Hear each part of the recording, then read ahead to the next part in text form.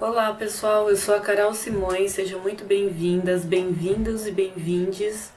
E na aula de hoje a gente vai falar um pouquinho sobre dança, cultura e linguagem. Vamos lá? Para nós começarmos a pensar um pouquinho sobre a dança, o livro Arte por Toda Parte, do 9º ano, traz esse textinho e essa questão. O que se faz ao dançar? Esse textinho é muito interessante porque ele já vai trazer para a gente muitos elementos que estão na dança e que, na maior parte das vezes, nós nem paramos para pensar sobre o assunto. Ele começa assim: o que se move? Move-se em relação ao quê? Onde e quando se move? Em quais direções?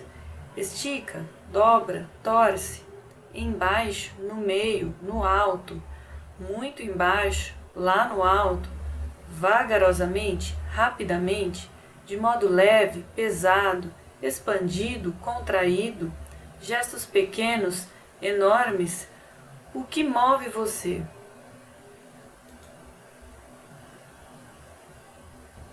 Para começar nossa investigação, nós poderíamos pensar um pouquinho sobre há quanto tempo o ser humano dança.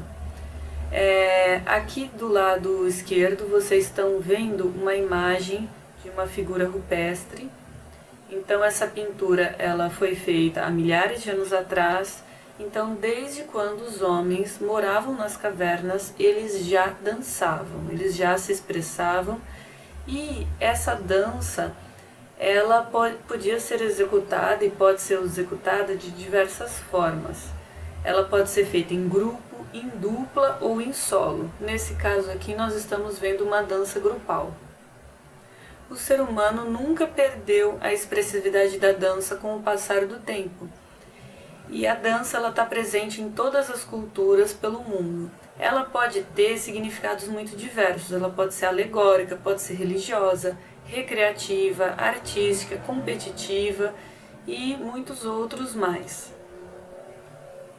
O Brasil é um país muito diverso em sua cultura e nas origens de cada um dos povos que vieram para cá. Dentre as várias danças tradicionais que nós temos, eu trouxe para vocês aqui o Quarupi. Ele é um ritual que ele é celebrado pelos povos indígenas do Xingu. E aí, então, ela é uma cerimônia que ela homenageia os mortos, e esses participantes, eles usam adornos, eles fazem pinturas, porque é uma grande festividade. Essas homenagens, elas fazem parte da cultura deles, então elas contam um pouco da história, serve para homenagear caciques, pajés, guerreiros, caçadores, ou seja, figuras importantes da cultura desses povos que lá vivem. Ou seja, ele serve para homenagear pessoas da cultura e contar a história desses povos. Esse ritual ele tem várias horas de duração e ela é uma cerimônia que atravessa a noite inteira e também o dia seguinte. Deles a gente pode destacar duas danças. Uma é a dança do fogo, que acontece no período noturno, e também a dança da vida, que acontece no período diurno. Eu vou passar para vocês um videozinho sobre o Quarupi. Ele é bem rapidinho e vai servir para ilustrar todos esses elementos que eu comentei com vocês.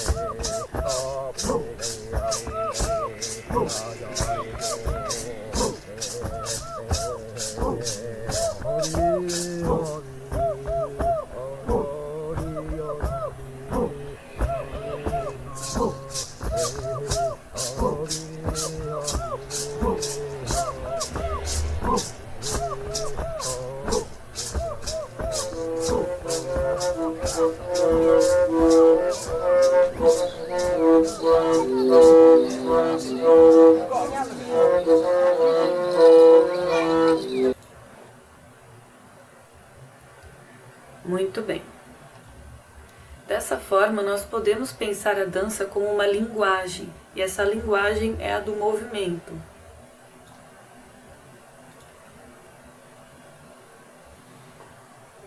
No século XX, nós tivemos várias mudanças no pensamento sobre a dança.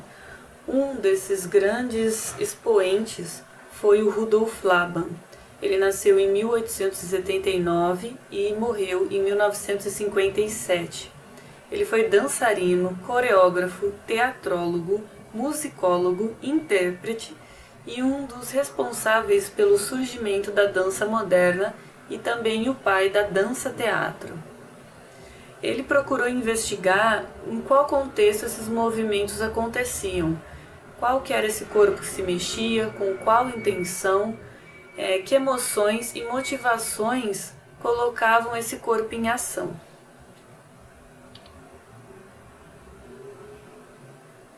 Dessa forma, ele estudou a linguagem da dança. E aí, segundo Laban, então, a linguagem da dança é um movimento. Esse movimento ele pode ter várias qualidades. Nós podemos nos movimentar para nos expressarmos. Também, para nos expressarmos, a gente pode usar gestos abertos, grandes, agitados, ou quando a gente quer chamar atenção, ou, por exemplo, a gente pode usar movimentos mais contidos quando nós estamos tristes e queremos expressar essa tristeza por meio da dança. Indo mais a fundo no estudo da dança, ele criou as categorias do movimento. Foi com base na observação das pessoas que eram trabalhadoras de indústria. E aí ele iniciou pensando no qual nesses movimentos do dia a dia poderiam ser transpostos para a dança e como o espaço, a configuração da nossa sociedade estava influenciando nos corpos das pessoas ao dançar. Ele identificou duas categorias de movimento, embora existam muitas outras, que seria a ação física e a ação corporal. A ação física ela se refere aos movimentos que nós fazemos de forma mecânica no nosso dia a dia. Nós nem pensamos mais sobre eles.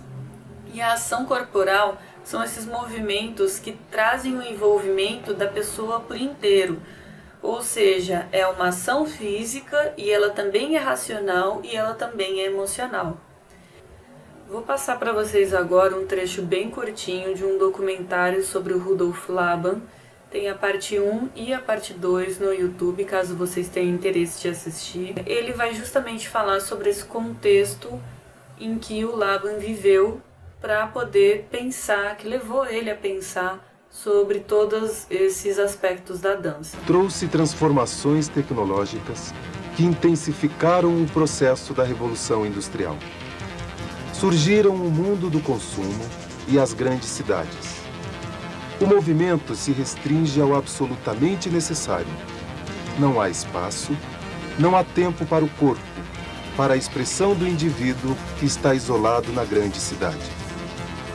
Laban desenvolveu seu método prevendo as necessidades do mundo moderno, onde o corpo está limitado pelo espaço e por regras e padrões de comportamento.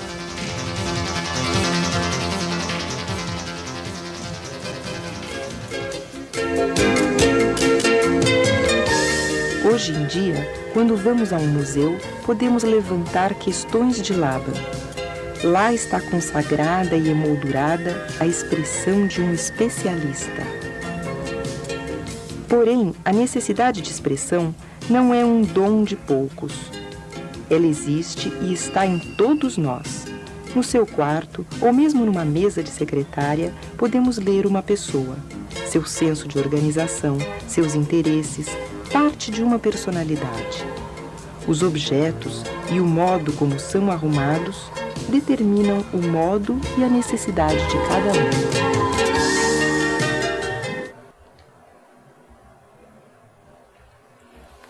Aprofundando um pouquinho mais os seus estudos, o Laban chegou a alguns parâmetros de ações que poderiam ser realizadas durante a dança. E aí ele dividiu esses fatores em 4 categorias. Seriam a fluência, o espaço, o peso e o tempo. A fluência ela está relacionada com o controle do movimento. Então esse movimento ele pode ser livre, ele pode ser fluente, ele pode ser abandonado, controlado, restrito, cortado. Um bom exemplo para essa categoria de movimento é aquela dança robô. A segunda categoria é o espaço, se está relacionado com o foco. Onde você se move dentro desse espaço, vai ser de uma forma flexível, vai ser de uma forma direta, como você vai utilizar esse espaço na hora de dançar. O outro fator do movimento está relacionado ao peso, e o peso é o quanto de força esse corpo faz ao dançar. Então ele pode ser leve, ele pode ser firme e também os intermediários entre os dois. Pode ser moderadamente leve, pode ser mediano, moderadamente firme, muito firme. E por último, nós temos o tempo. Ele está relacionado à velocidade e à duração desse movimento. Então ele pode ser um gesto súbito ou ele pode ser um gesto sustentado, mais demorado, que fica naquela posição por mais tempo.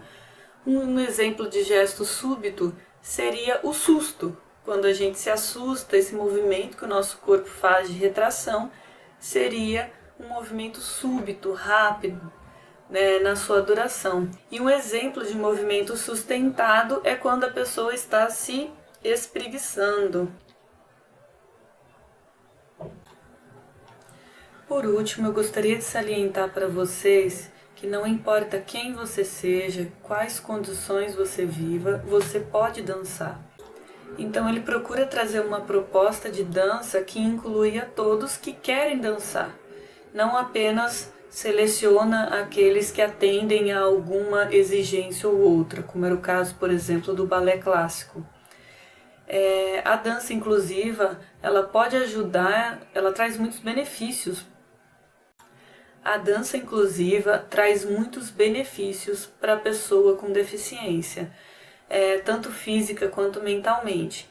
Física, ela pode ajudar na recuperação dos movimentos, ela pode fortalecer os músculos, então ela funciona como uma terapia.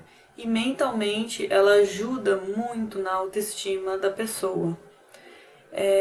Sobre esse assunto, eu acho que é muito importante a gente apreciar um grupo de dança que se chama Dança Inclusiva Corpo em Movimento. E esse grupo, ele é do Rio de Janeiro e ele faz inúmeras apresentações com pessoas que usam cadeira de rodas. Então eu vou colocar aqui o videozinho, dessa vez ele vai estar sem som por conta da música dele. Provavelmente eu teria um strike no meu vídeo, aí eu não quero que isso aconteça. Mas é bom a gente apreciar, se você conseguir, procura o vídeo, aprecia, é muito interessante. Inclusive tem uma reportagem de 7 anos atrás, se você é do futuro, com certeza há muito mais tempo. E essa reportagem está justamente mostrando o dia a dia deles, como funciona, é bem legal.